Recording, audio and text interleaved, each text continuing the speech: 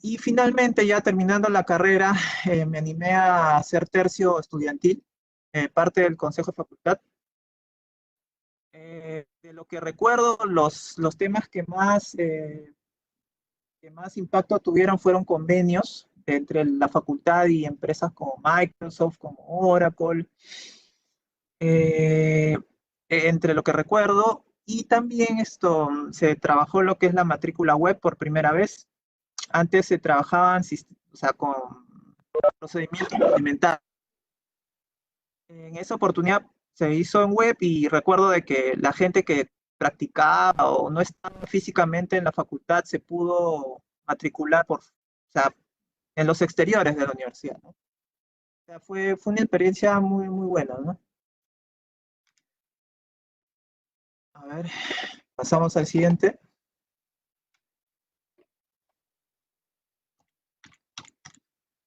Ahora, le voy a comentar un poco de mi experiencia profesional. Inicié como analista de sistemas en Topsa, que es Grand Vision ahora.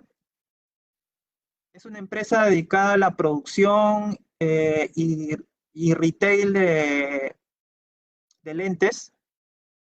En esa época tenía el 80-90% de participación de mercado. Luego llegó, bueno, llegaron competidores, hasta ahora entiendo que es líder, ¿no? En esa época estuve en áreas de tecnología de la información y también en áreas de producción como lo que estudian los industriales, ¿no? O sea, en campo, en campo levantando información y colaborando para que los proyectos se concreten, ¿no?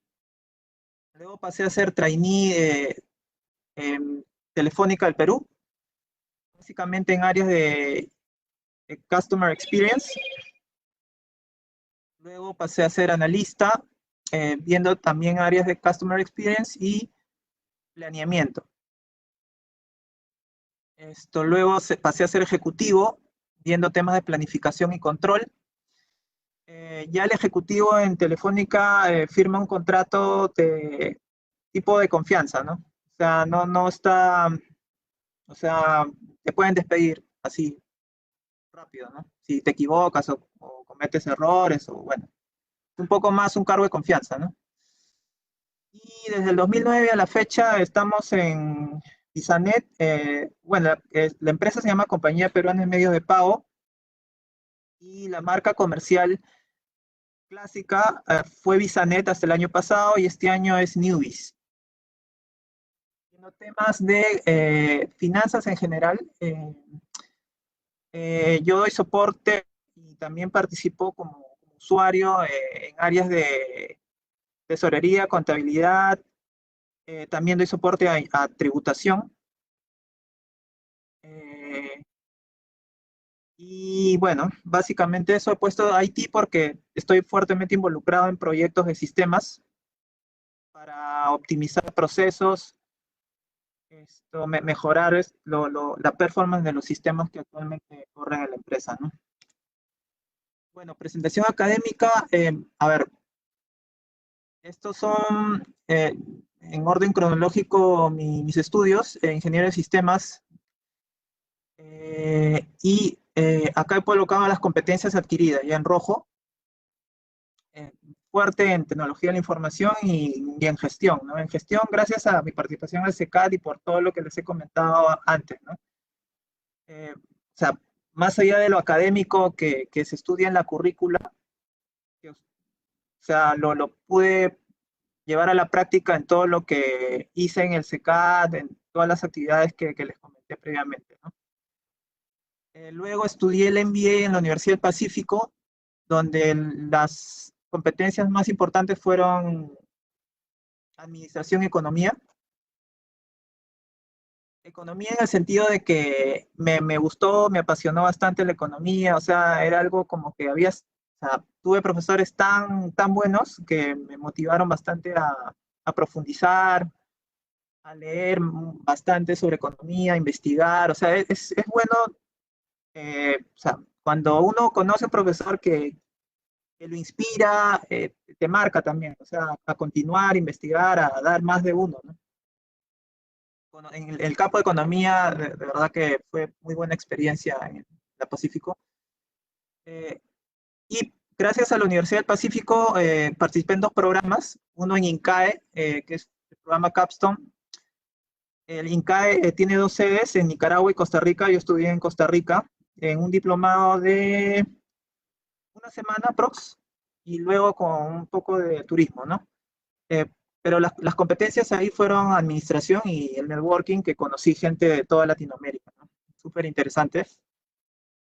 Luego lo que es, gracias a la Pacífico también me presentó a la institución SB Links y pude participar en un programa de inmersión al Silicon Valley, donde aprendí temas de emprendimiento y networking también.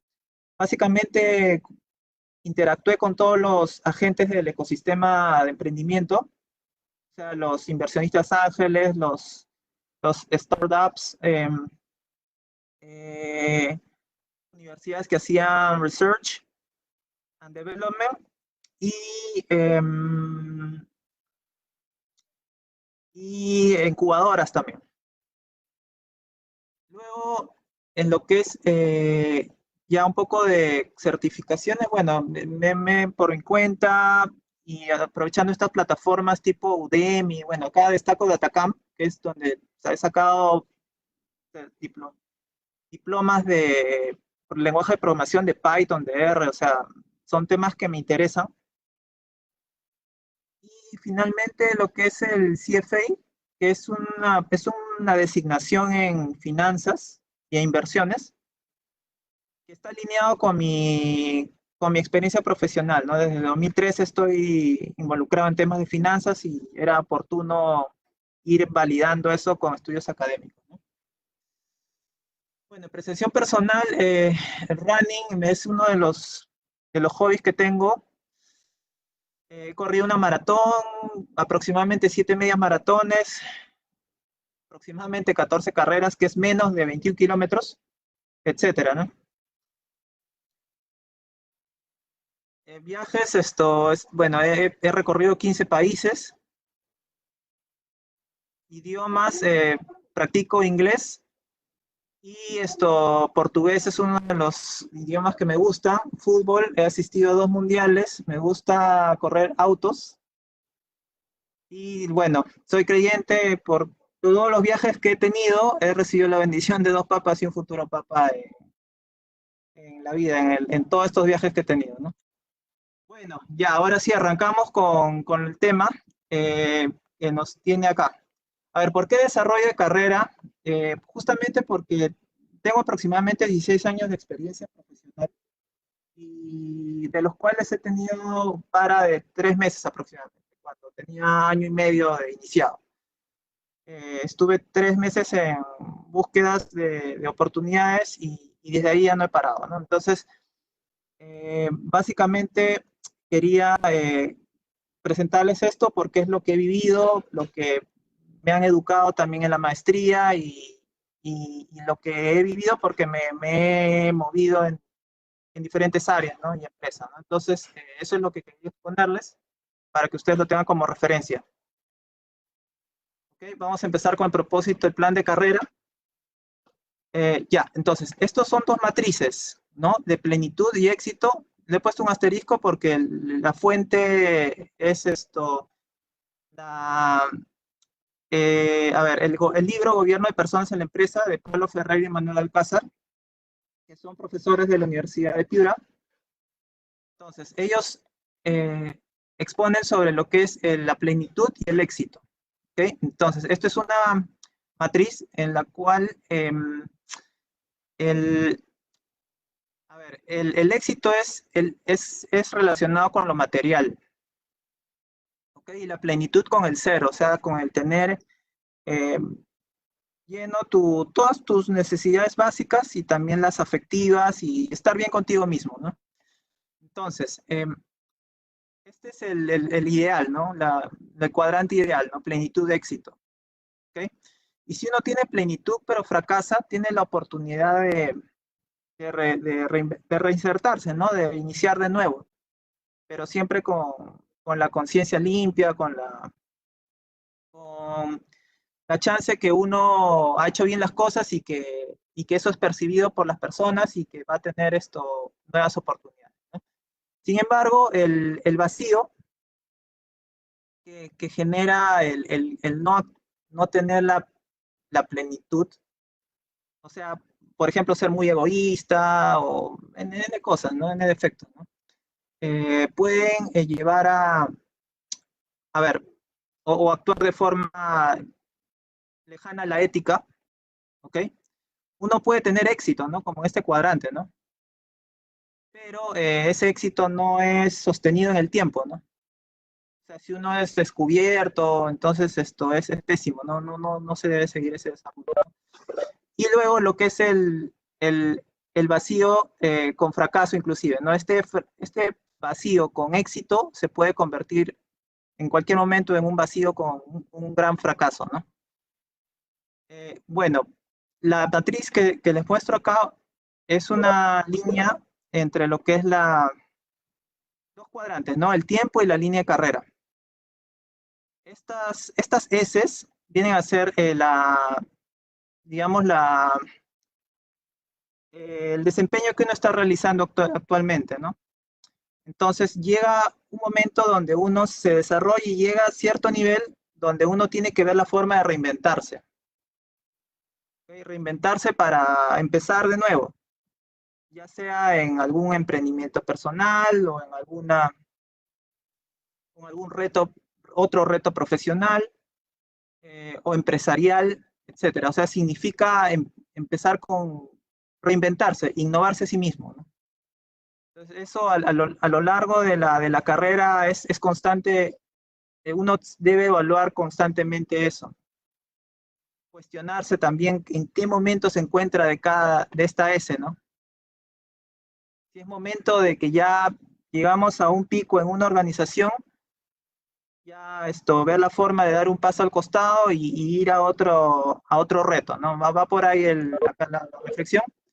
Y esto lo aprendí, bueno, en la Universidad del Pacífico, acá cito al profesor Alejandro Gómez Saba, que lo comentó, ¿no? A ver, vamos pasando a la siguiente diapositiva.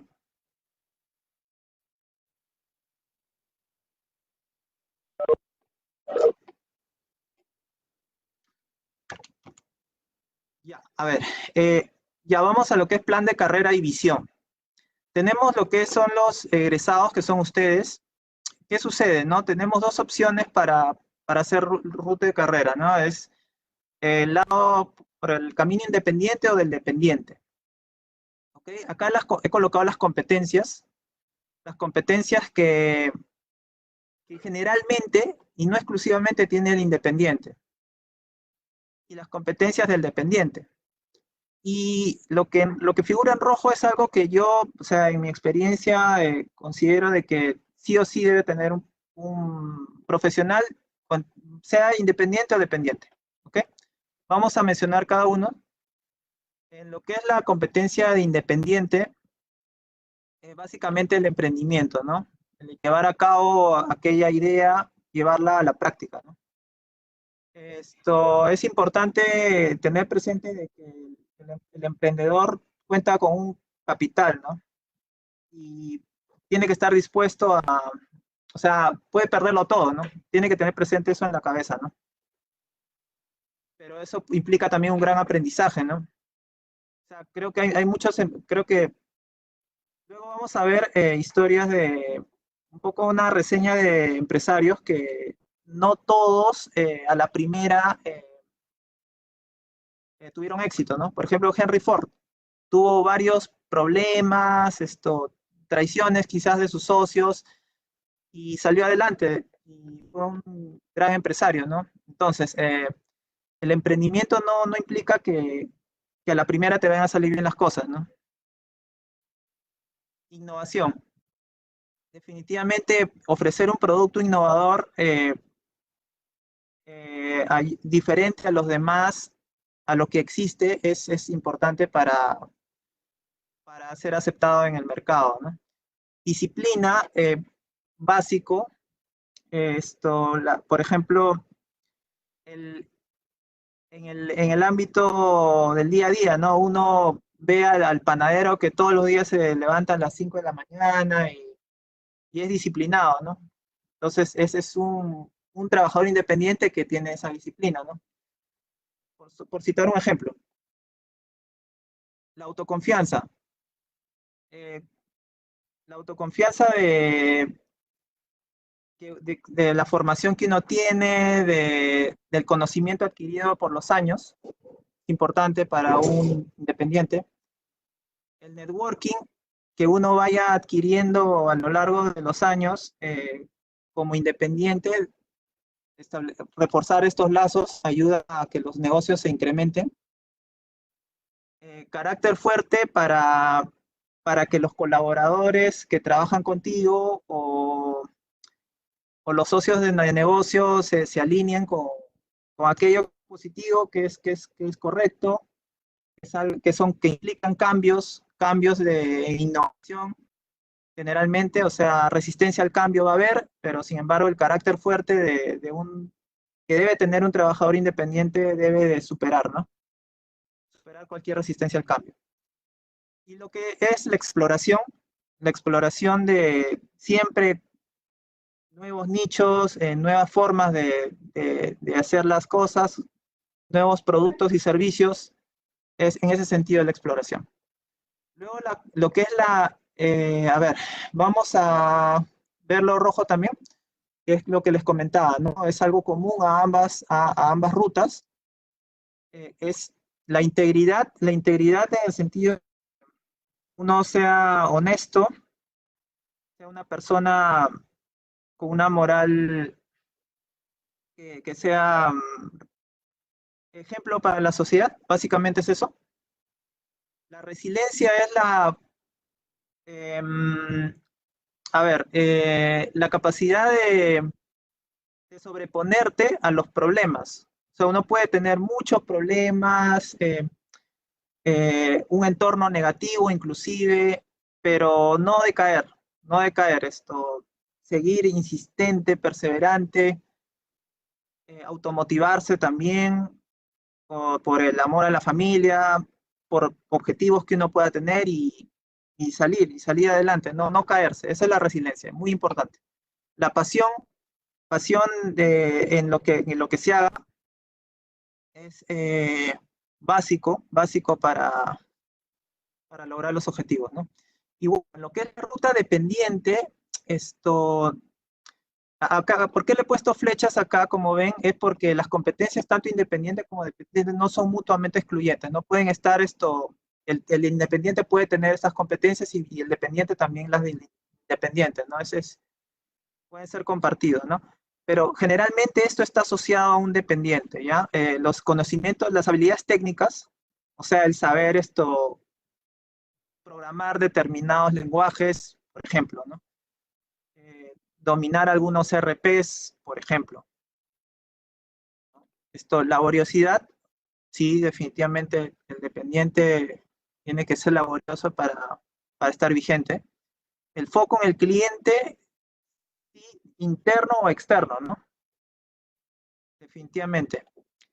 La empatía es ponerse en el lugar de la otra persona, básico, porque el trabajador dependiente interactúa con una serie de profesionales de diferentes disciplinas, ¿no? Entonces, debe tener empatía con, con los otros profesionales, ¿no?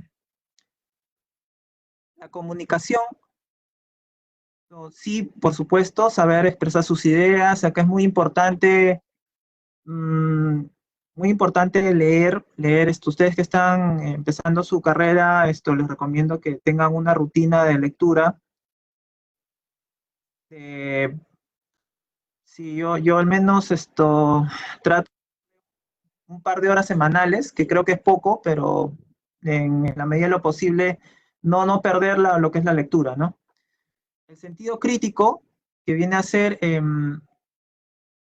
cuestionar, ¿no? Cuestionar lo que sucede en cómo se hacen las cosas en las organizaciones, ¿no?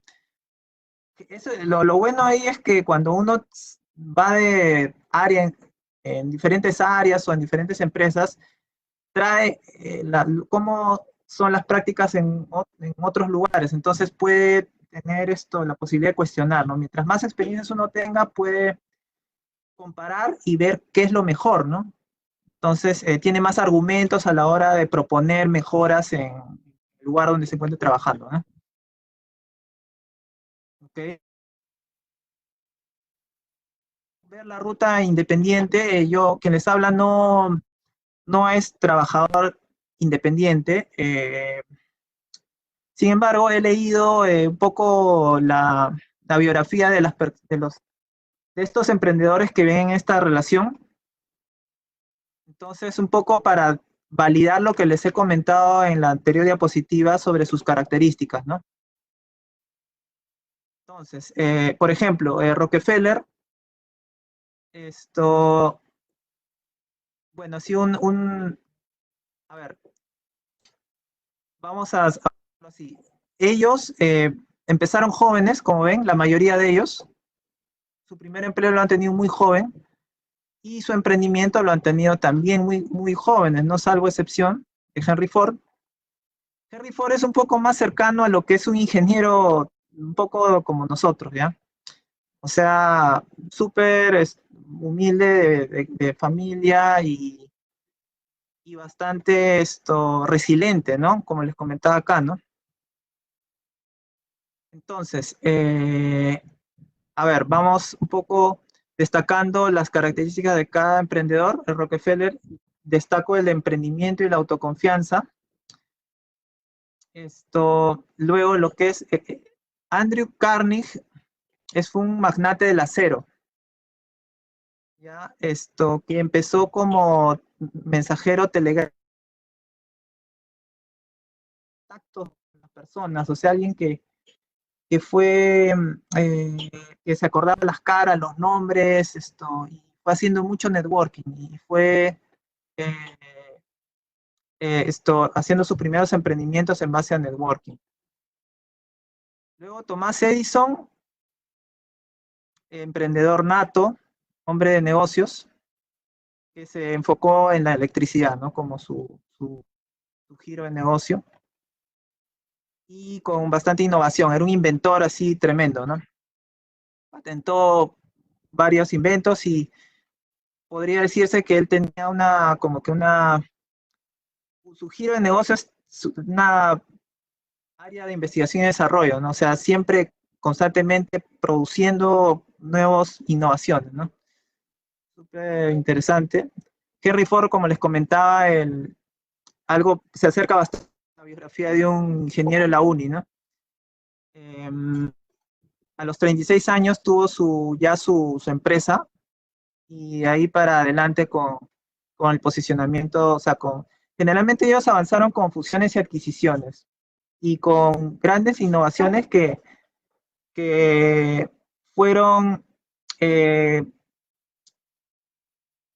compradas masivamente en Estados Unidos, ¿no? Henry Ford lanzó o diseñó un auto que fue disponible masivamente para las personas. O sea, antes las máquinas que transportaban eran vistas como industriales, pero él se cuestionó y esos autos los hizo disponibles para todas las personas, ¿no? Un poco lo que hizo Bill Gates en su momento, ¿no? Hizo la computación que en los 70s, 80s, 70s, era más relacionada con los científicos, con personas muy técnicas, esto lo llevó al usuario final, ¿no? Eso fue lo que hizo Henry Ford, pero en lo que es fabricación de autos, ¿no? Charles Merrill en banca de inversión, muy potente su aporte en lo que es nuevos productos financieros, ¿no? Igual que Charles Schwab, igual en lo que es a ver, él promovió mucho que las acciones lleguen a las personas de la forma más masiva y más simple posible, ¿no? sea, que la persona de a pie pueda comprar acciones, ¿no? Algo que en esa época no era muy común, ¿no? O sea, todas estas personas cuestionaron, o sea, cambiaron la forma en que se llevaban estas industrias que les menciono acá, ¿no? Entonces, estoy destacando todo lo que hemos visto en estas anteriores diapositivas en estas personas, ¿no? Por ejemplo, y Sam Walton, para finalizar, es el fundador de Walmart, que, bueno, para destacar aquí el tema es que en esa época no había geolocalización, ¿no? Y él lo que hacía era, eh, cuando abrió su segunda tienda, adquirió una avioneta vieja y con su hermano se iba viajando por todas las ciudades de alrededor para obtener información visual de dónde eran las localidades donde ellos tenían que seguir expandiéndose, poner su tercera o cuarta tienda y así sucesivamente, ¿no? Entonces, fue alguien que dio un paso más, por eso coloco pasión, ¿no? Pasión por el crecimiento, pasión por la exploración y la innovación, ¿no? Entonces yo los invito a que cuando tengan un tiempo, revisen un poco más a profundidad la biografía de estos señores, de quienes se puede aprender son fuente de inspiración importante para nosotros, ¿no? En lo que es la ruta independiente, ¿no? De emprendimiento. ¿Ok? Vamos a ver. Ya, seguimos con la ruta independiente, lo que es la búsqueda, o sea, miento, dependiente. Ya hemos visto la ruta dependiente independiente hace un momento, ahora vamos a la ruta dependiente. ¿Qué quiere decir ruta dependiente? Dependiente es cuando yo trabajo para una compañía, cuando yo tengo un empleador. Eso significa ruta, bueno, ser dependiente en realidad, ¿no? Ok, entonces, de arriba hacia abajo están el orden lógico de lo que, de la, de la, de las tareas o etapas. Por ejemplo, si yo decido ser un trabajador dependiente, ¿qué es lo que debería de hacer primero, ¿no? O sea, hacer una investigación preliminar, ¿no? O sea, identificar los sectores de preferencia, o sea, qué sectores son los que me apasionan, ¿no? ¿Qué es lo que son de mi mayor agrado, ¿no? Entonces va por ahí el tema, ¿no? ¿Qué sectores, ¿no? Una vez identificado el sector, ¿qué empresas objetivo tengo dentro de esos sectores?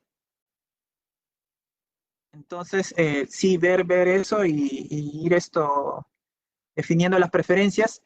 Y luego, ¿qué funciones son las que más calzan con lo que yo he ido estudiando en la universidad? Con quizás mis padres son ingenieros o algún familiar es ingeniero de algún alcances, entonces ya con toda esa información o con lo que los egresados les puedan informar, entonces con toda esa información ya ir escogiendo lo que ustedes pueden desarrollarse, ¿no? Y calzar con sus preferencias.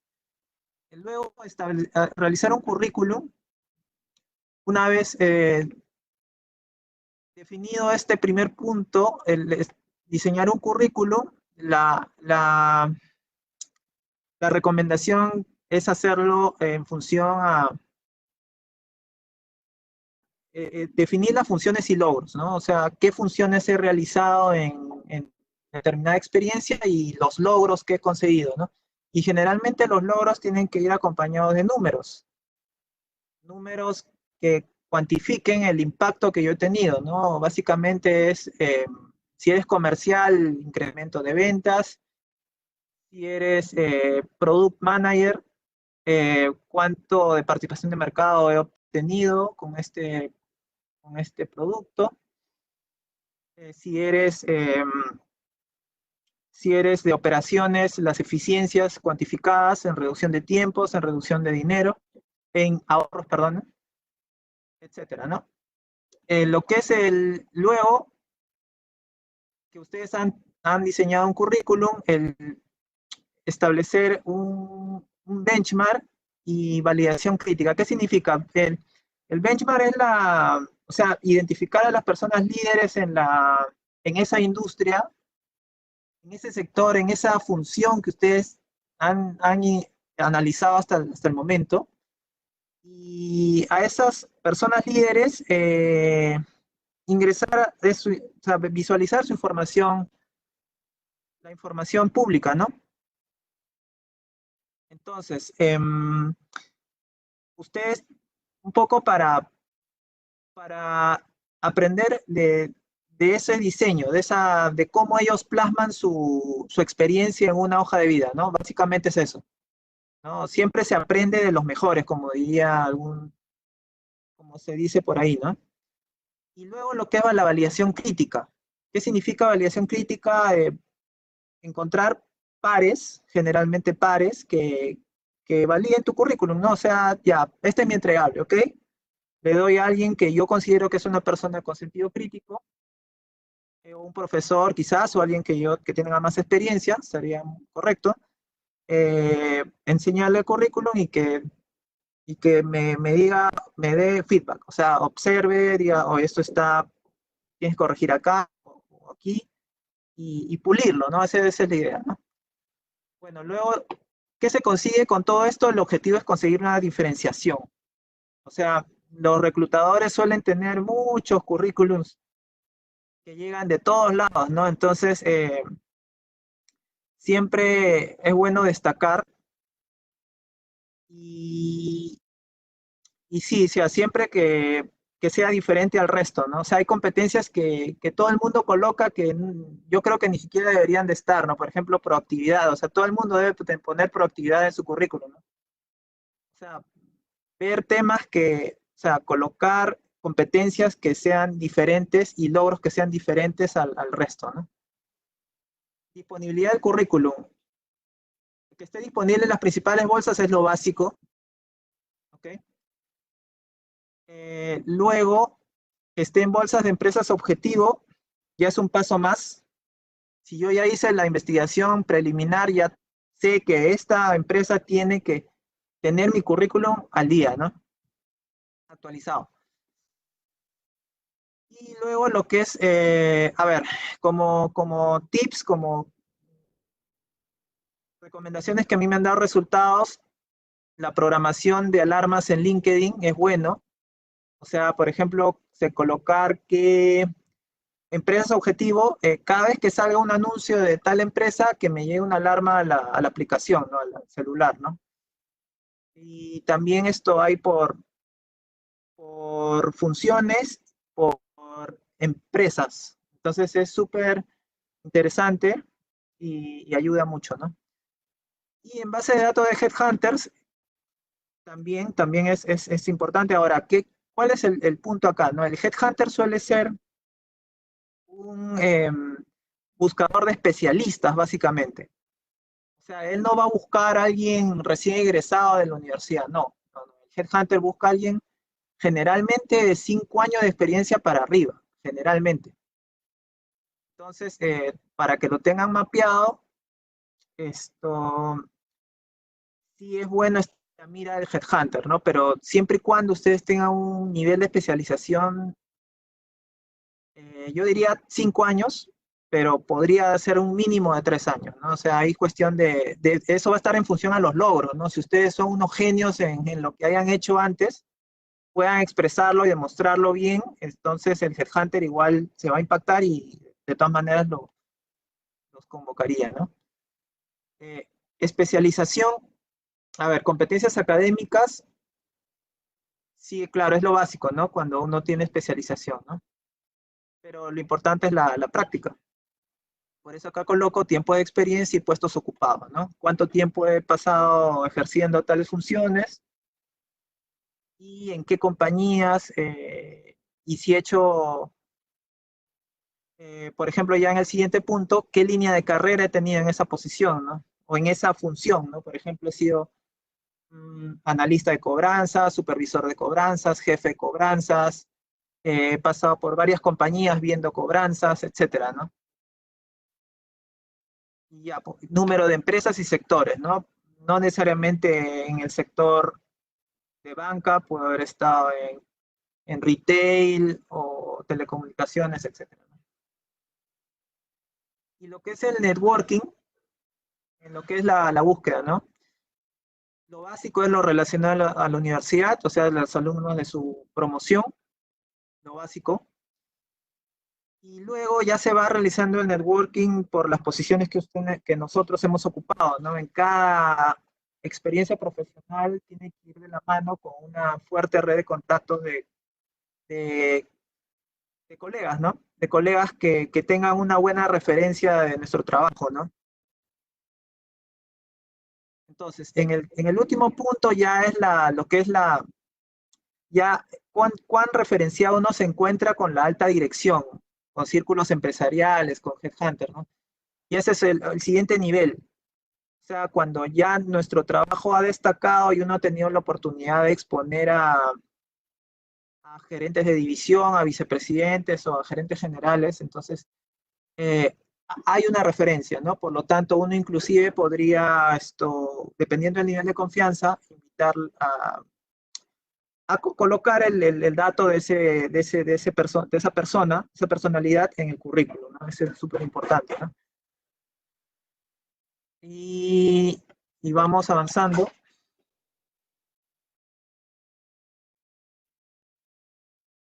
¿Qué sucede cuando a nosotros ya nos llaman para un proceso, ¿no? Eso es lo que vamos a ver en esta diapositiva, ¿no?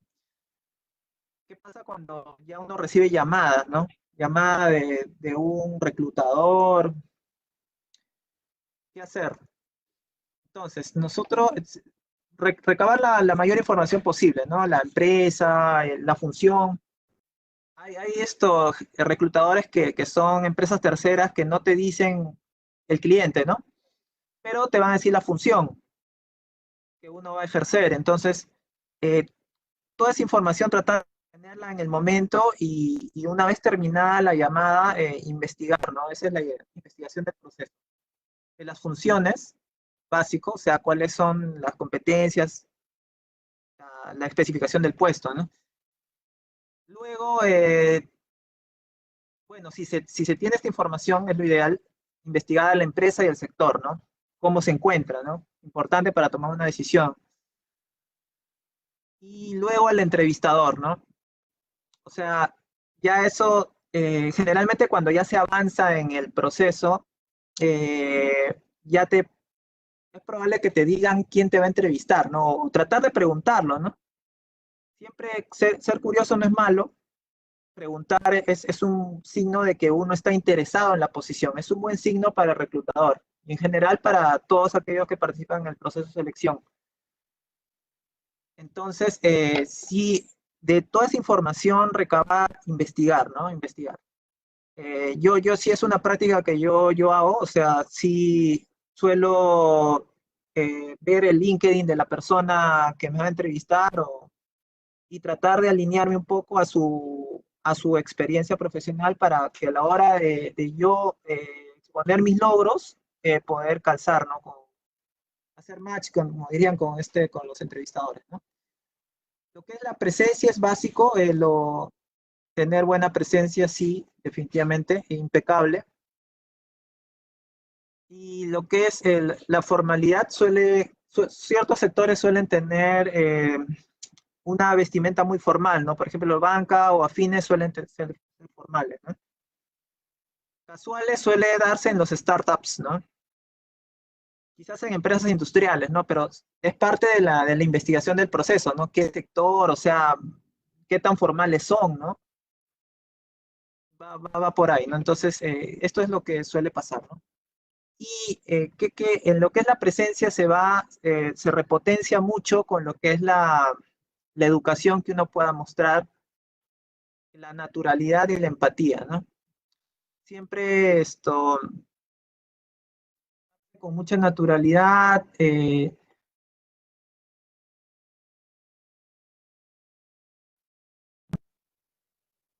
y siempre al final el decisor va a contratar con quien haga empatía, o sea, es importante tratar de manejar bien eso, ¿no?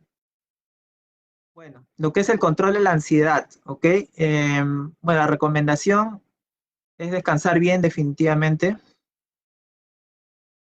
alimentarse prudentemente para estar fresco y tranquilo y relajado, ¿no? Y luego pensar que si se cierra una puerta se abrirán otras, ¿no? O sea, o sea, si uno tiene ese chip, no, va a ir relajado, tranquilo, ¿no? Y esa es la idea, ¿no? O sea, a veces es difícil porque puede darse la situación de que uno tenga responsabilidad de mantener o dependientes, ¿no? Entonces, ahí hay ansiedad, suele haber ansiedad, pero siempre con este chip de que, con esta idea de que uno tiene que dar lo mejor de sí y si no se da ahí, van a haber otras, ¿no? O sea, manejarlo de esa forma, ¿no? Luego, lo que es idiomas, ¿qué pasa con los idiomas? El inglés básico, es básico que ustedes conozcan inglés porque es el idioma universal. Ya el siguiente nivel es manejar una conversación fluida o en el peor de los casos, un escenario de preguntas que se puedan presentar en una entrevista, ¿no? Explicar las funciones que uno ha realizado, pero en inglés, ¿no? O sea, un poco entrenar eso y de verdad que es un plus importante, ¿no?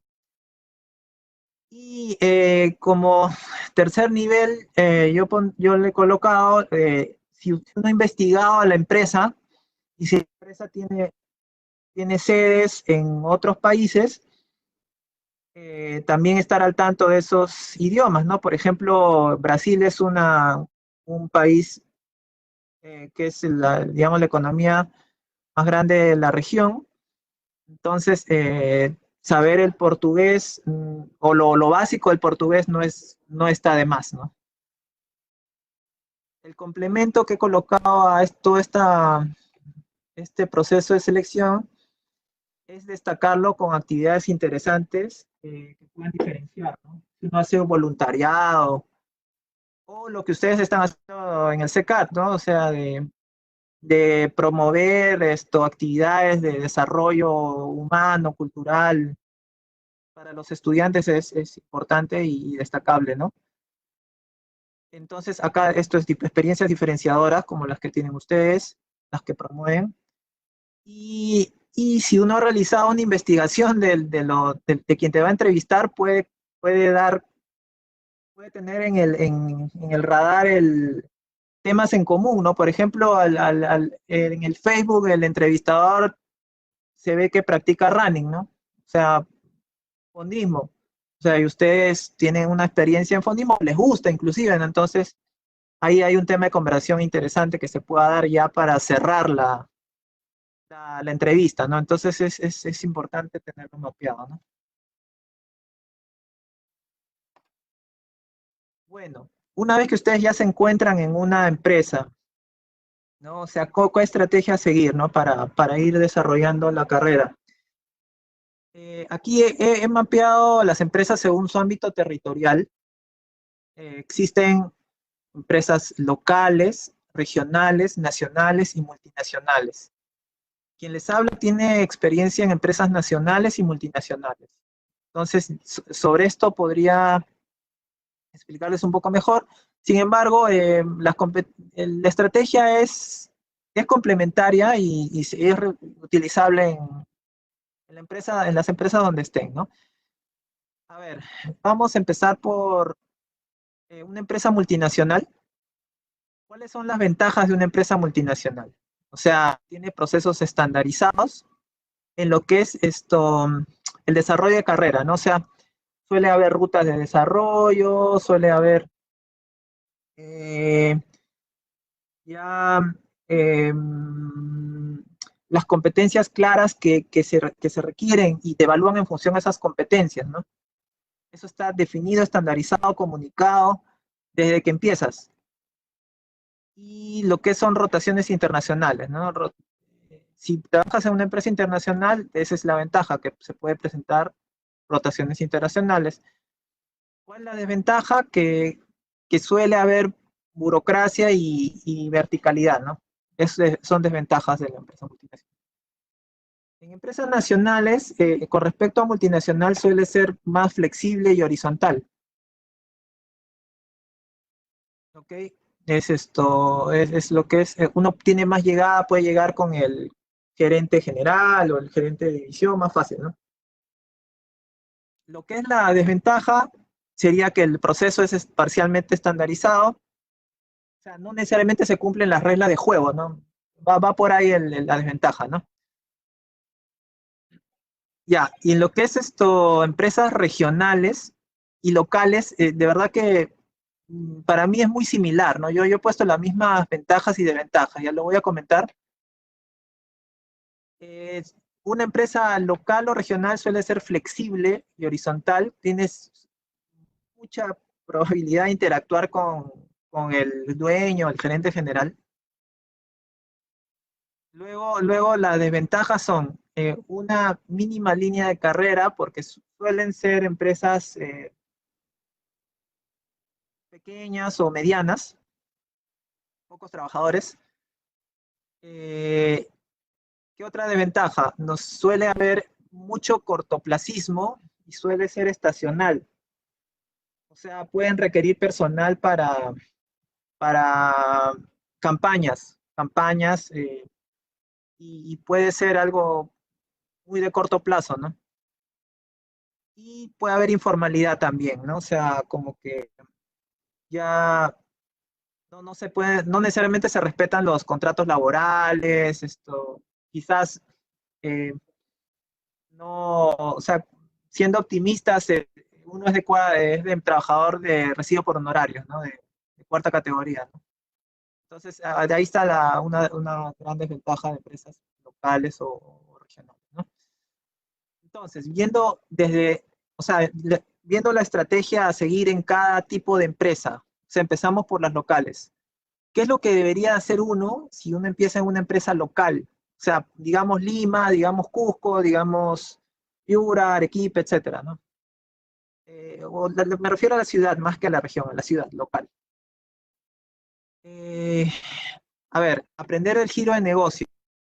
Primero, si uno va a estar poco tiempo en una empresa local, o sea, si va a ser contratado por una campaña o por una necesidad puntual, un proyecto puntual, debe de poner el máximo esfuerzo en aprender el giro de negocio. Eso es clave, irse con eso, porque el tiempo va a ser muy corto, ¿no? O sea, más allá de realizar la función, uno debe de entender todo el tejimaneje de esa empresa y cómo genera valor, ¿no? ¿Por qué ha conseguido esa cartera de clientes? Causa, origen, causa y efecto, ¿no? Es importante cuestionarse, ¿no?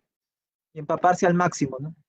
Entonces, ¿qué es lo que se valora en esas empresas? La especialización, ¿no? O sea, ustedes, si realizan labores de ventas o cobranzas o contabilidad, finanzas, como lo que fuere, especializarse y en esa función van a ser valorados. Y luego lo que es la confianza, o sea, ganarse la confianza como le dije, la llegada con gerente general o dueño aquí es muy probable, ¿no? Entonces, si ustedes, su especialización es buena y son trabajadores que destacan, es altamente probable que se ganen la confianza del dueño o del gerente general, ¿no? Va por ahí la estrategia en empresas locales. En empresas regionales, acá en un escenario, en un supuesto, eh, son empresas que tienen varias oficinas dentro de la región, ¿no? Ese es el supuesto acá. Entonces, uno debe de reforzar el networking en oficinas, ¿no? Tratar de rotar entre oficinas, ¿no? Esa es la idea. O sea, ganar experiencia territorial en varios lugares. Esa es la idea. Y ser el referente, ¿no? O sea, donde se vaya a ser el destacado, el que marca la pauta, eh, en función en lo básico, para empezar, o sea, en la puntualidad, en temas básicos, y también en hacer las cosas bien y proponer mejoras, ¿no? Ya cuando tú tienes lo primero, y propones mejoras y eres una estrella, ¿no? En empresas locales, regionales, va por ahí.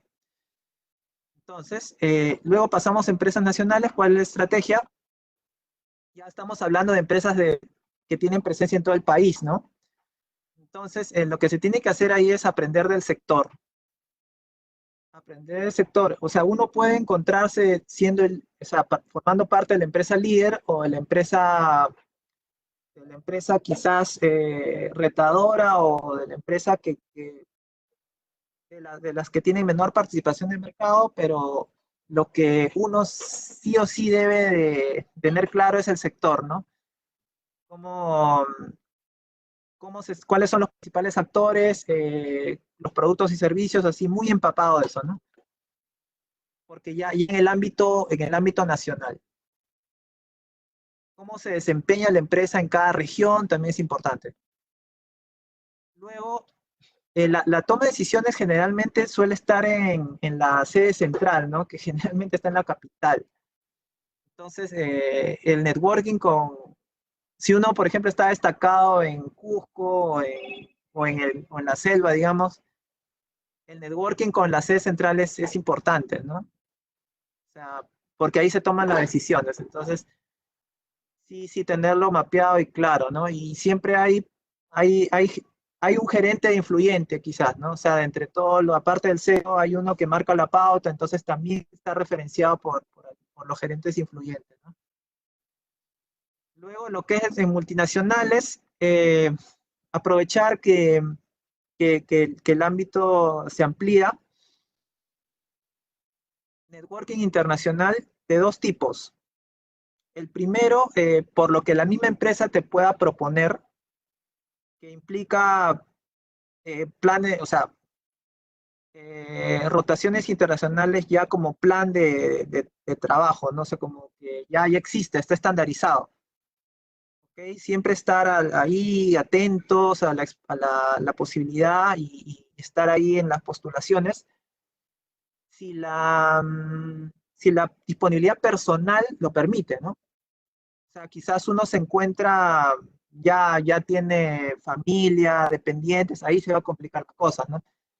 Pero si uno puede hacerlo, es más libre en ese sentido, de todas maneras buscarlo proactivamente, ¿no? El networking internacional. Y otra opción es que uno pueda compartir mejores prácticas, ¿no? Y buscar ese intercambio de conocimientos con profesionales que ven tus mismas funciones en otros países. Buscarlo proactivamente. Eso va a ser bienvenido donde quieras. O sea, aunque la empresa multinacional sea muy escasa con proceso de rotación o si se cierran las puertas en proceso de rotación internacional, hablar con el gerente y proponer intercambio de información, ¿no? Para hacer el networking así proactivo con profesionales de nuestras áreas eh, en otros países, ¿no? Eso es importante. Y evaluar oportunidades de desarrollo. O sea, si uno se trabaja en una empresa multinacional, la posibilidad de migrar a otras empresas es alta. Eres atractivo y, y también dar el plazo, ¿no? O sea, si la oportunidad de desarrollo no se da como uno espera en la empresa multinacional, también entender de que esa experiencia pues, es atractiva para otras compañías de ámbito nacional o también multinacional. Entonces, también tenerlo ahí mapeado, ¿no? O sea, que en algún momento uno eh, ya tiene que, si las cosas no se dan, ir cambiando, ir estableciendo la estrategia para cambiar, ¿no? A ver, entonces pasamos al siguiente slide. Y ya para ir finalizando lo que es outplacement, ¿no? ¿Qué significa outplacement? Es la metodología de recolocación. A ver, outplacement es recolocación. Ya, esta metodología de recolocación que les voy a explicar, la tomé de un expositor de la Universidad del Pacífico, se llama Ernesto Rubio, que trabajó para Ride Management Perú, que es parte de Manpower, y actualmente tiene su empresa que se llama Ronald Carrier Services Group. Entonces, esta metodología lo aprendí de él. El outplacement, como les comentaba, son procesos de como que de retiro y de reinserción laboral, ¿no? Entonces, básicamente, ¿qué se ofrece el outplacement? Las empresas suelen, por motivos de reestructuración, reorganización, eh, suelen ofrecer planes de incentivo a los trabajadores para que se retiren, ¿no? O inclusive puede declararse bancarrota o pueden pasar N factores que impliquen la salida de un trabajador de una empresa, ¿no? Entonces, es bien probable que uno en su vida laboral enfrente un proceso de outplacement, ¿no? En algunas situaciones puede ser algo voluntario, en otras ocasiones puede ser forzado, ¿no? Puede ser gerente y ya te dicen, te vas, ¿no? Sí o sí, o sea, no hay, tú eres cargo de confianza, adiós. Entonces, eh, y haces un outplacement forzado, bueno, una salida forzada, ¿no? Entonces, ¿cuál es la metodología acá? A ver, partiendo de la premisa de que una vez que uno está en el proceso de búsqueda, el, el máximo, como un máximo de 10 oportunidades laborales se publican. O sea, salen en las bolsas de trabajo, son conocidos al externo. El restante, el 90%, se cubren por referidos, o sea, por personas que el dueño de la posición pasa la voz a sus conocidos y los colaboradores de esa área también pasan la voz a sus conocidos y ahí se suele cubrir la vacante, ¿no? O sea, de esa forma se suelen cubrir el 90% de las posiciones, ¿no? Eso le explicó Ernesto Rubio en esa oportunidad con estadísticas realizadas por Manpower y Ride Management. Entonces, y me estoy refiriendo al año 2012. Entonces, creo que se deben mantener esos porcentajes como un referente aterrizado a la realidad actual, ¿no? Entonces, vamos con la estrategia en sí. A ver, ¿qué uno debe hacer cuando pasa esto, ¿no? Cuando, digamos, se da un despido forzoso, ya, pongámonos en el escenario más ácido, ¿no? Uno debe, en principio, cuenta con su networking presente, ¿no? Con los trabajadores que que han compartido contigo en la última experiencia laboral, ¿no? Entonces, por eso el networking presente, profesionales del entorno cercano y actual. ¿Ok? Eso es lo que uno tiene en el momento, ¿no? Entonces, ¿qué es lo que uno tiene que hacer? Tiene que elaborar un pitch. Pitch es como que una especie es un resumen ejecutivo de qué es lo que uno puede ofrecer a un empleador, básicamente. Es un resumen de no más de 60 segundos, de un minuto. O sea, ¿por qué? ¿Por qué un minuto? Porque a partir de ahí uno tiene que, a toda su red de contactos, y lo que vamos a ver en niveles inferiores, debe de posicionar ese pitch. O sea, esos 60 segundos deben de reflejar así como tus logros, cuál es el valor agregado, cuál es el diferencial que uno puede dar a las empresas objetivo, ¿no? Ya partiendo de que ya hemos hecho la investigación preliminar que les he explicado, ¿no? Que yo tengo claro las empresas objetivo, las funciones que voy a realizar. Entonces, y eso, o sea, hacerle un match va por ahí el tema del pitch. Entonces, ¿qué es lo que se tiene que hacer? Agendar al networking histórico. O sea, quiere decir a los profesionales con los que uno ha trabajado, ¿no? Entonces, en toda la trayectoria profesional, agendar quiere decir, o sea, yo hacer una lista de todos mis contactos en las empresas donde he trabajado antes y esto convocarlos para almorzar, o sea, algo social y algo súper natural, tranquilo. Un café y en esa reunión casual, amical, tomar el minuto de pitch, o sea, dar el pitch en ese minuto. Como parte de esa reunión, entonces asegurarse que ese posicionamiento esté en la cabeza de ese networking histórico, porque el networking presente está ahí, ¿no? O sea, son la gente que te tiene fresco, ¿no? Pero el networking histórico sí, sí es importante posicionar el pitch en el networking histórico. Luego, eh, y este es un proceso que es difícil para muchos, ¿no? Me incluyo también. O sea, pero hay que hacerlo. O sea, no hay que hacerlo. Decisores o reclutadores de posiciones de interés, ¿no? O sea, identificar posiciones de interés y contactarse con el decisor, dueño de la posición o reclutador. Amigos míos han realizado esto de ser proactivos, o sea, cuando sale una posición que es de su interés, buscan a los amigos, contactos que tengan en esas empresas y en esas áreas, ¿no? Y tratar de llegar proactivamente al decisor, con independencia de lo que se exponga en la bolsa de trabajo.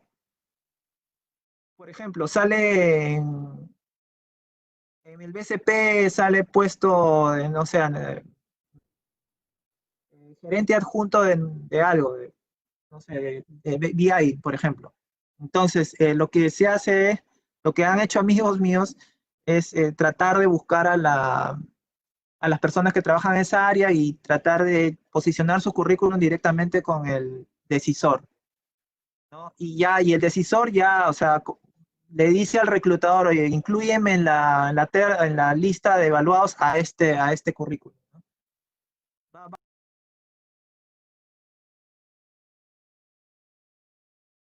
Y luego lo que es una vez que uno ha hecho un trabajo con el networking presente, el networking histórico, bueno, este trabajo también de colocar su currículum en proactivamente con los decisores de las posiciones, hay un tema de referidos, ¿no? Referidos en el sentido de que si uno posicionado bien el pitch en todos los niveles anteriores, o lo hemos dado una buena impresión en los procesos que nosotros hemos participado, ¿no? Porque podemos haber llegado a una terna, quizás no hemos sido elegidos, pero queda una buena referencia y es parte del posicionamiento que uno tiene en la cabeza de las personas con las cuales uno ha interactuado, ¿no? Entonces, los referidos son conocidos de nuestro networking, pero no son nuestros conocidos. Por lo tanto, si estas personas de nuestro networking escuchan que se ha abierto una vacante en tal lugar, ¿no? Entonces van a tenerte presente y van a referirte. Va por ahí el tema acá. Entonces, ya, está bien, yo con tal persona, ¿no? Y si ha habido algún contacto ahí, te pueden whatsappear o mandarte un correo. O sea, aumentan las probabilidades de tener una nueva oportunidad de, de, de ingresar a un proceso que no estaba mapeada, ¿no? Inicialmente. Algo que forma parte de este 90% que les comento al inicio, ¿no? Que no sale a la luz. Entonces va por ahí el tema, ¿no? Y con esto estaríamos terminando. Eh, si tuvieran alguna pregunta, con mucho gusto les podría atender.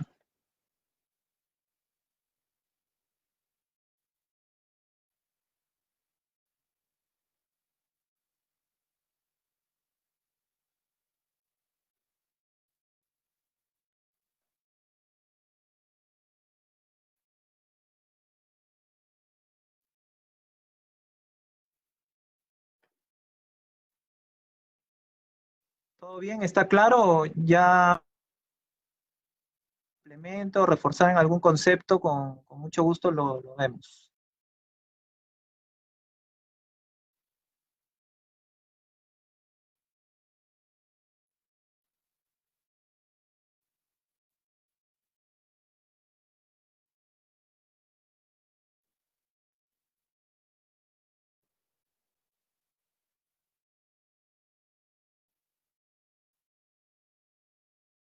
Bueno, si todo está claro, no sé, Rosa, tú nos sigo tus instrucciones.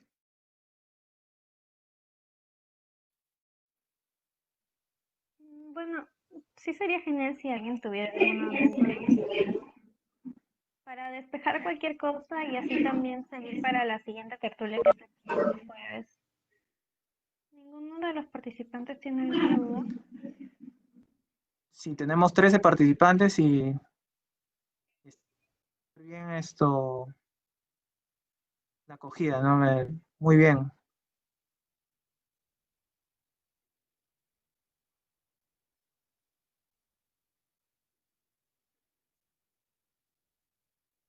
Bueno, igual, miren, si ahorita no se les ocurre algo, yo, a ver, por intermedio de Rosa o me escriben un correo, acá les dejo mi correo.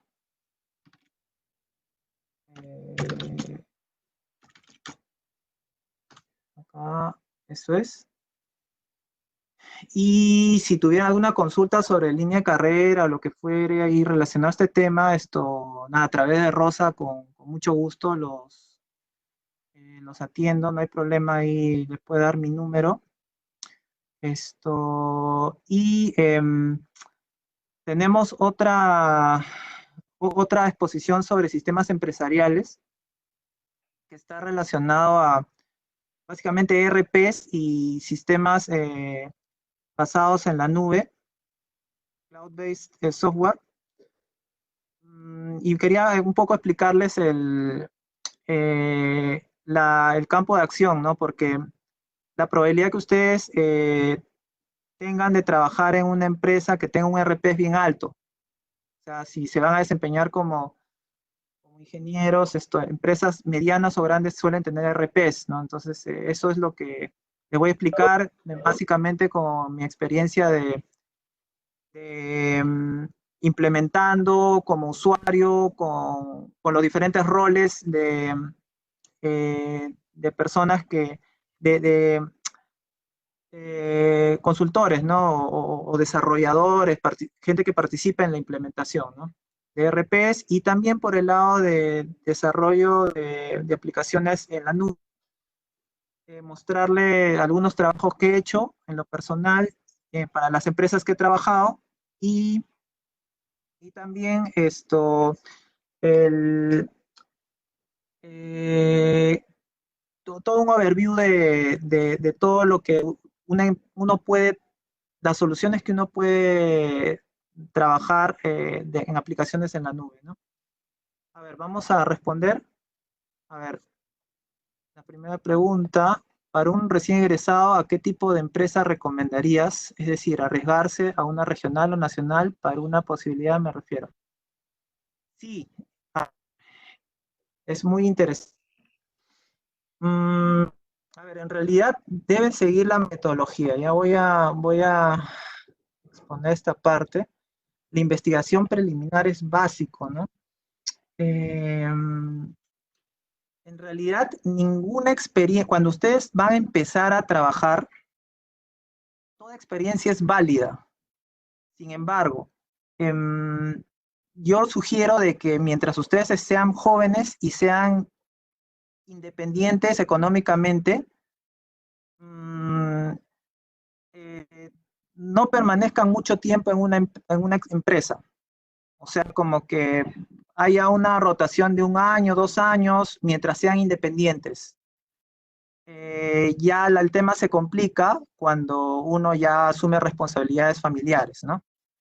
Pero sí, respondiendo a tu pregunta, no hay, o sea, un filtro. O sea, no hay problema si uno empieza con una empresa local o nacional o transnacional. Lo importante es que uno se sienta identificado con la función a realizar, que te guste, que te apasione, que uno pueda llevarse un aprendizaje importante y que sea un peldaño, o sea, que uno pueda dar el siguiente peldaño, el siguiente paso, ¿no? Va por ahí, que uno, o sea, si uno elige una empresa, esa empresa, o sea, uno tiene que entender o darse cuenta de que los conocimientos adquiridos me van a ayudar para seguir seguirme desarrollando. Va por ahí la respuesta, ¿no? Gracias, Ruth, por la pregunta. Gracias, Soledad, por el comentario. Sí, correcto, sí. Y es bueno ir rotando, sobre todo, como les digo, mientras uno tenga la independencia financiera, ¿no? Mientras se suceda eso, uno puede tener rotaciones internacionales, como les decía, puede darse periodos de cambio, ¿no? Entre compañías, entre sectores, puede arriesgar. Ese es lo más importante. Inclusive uno puede ser trabajador independiente, puede tener su propio emprendimiento y puede arriesgar, ¿no? Eso es el punto eh, en la línea de carrera inicial que uno tiene, ¿no? Sí, súper importante.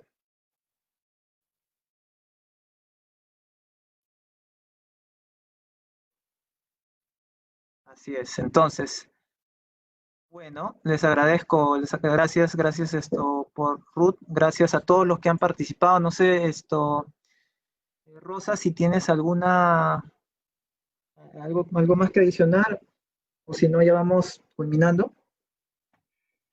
Sí, le quería pedir si nos podría pasar la diapositiva o en PDF para también tenerlo como guía. Sí, por supuesto, por supuesto. Esto he tratado de ser riguroso en lo académico, o sea, si he citado acá en varios casos es porque realmente es autoría de estas personas, ¿no? Y lo que no tiene cita es lo que yo digamos, lo he esquematizado y lo he plasmado, ¿no? O sea, sí, no, definitivamente yo se los comparto, te lo comparto al interno y ya tú ya ves la forma de canalizarlo con todos los participantes, ¿no? Sí, está bien. Muchas gracias. Bueno, gracias con todos y hasta la próxima. Gracias a usted, ingeniero Guapaya. Y como él mencionó, la siguiente sesión será el próximo jueves a la misma hora. Gracias a los asistentes y a los que pudieran participar también. Gracias a todos. Nos vemos. Adiós. Buenas noches.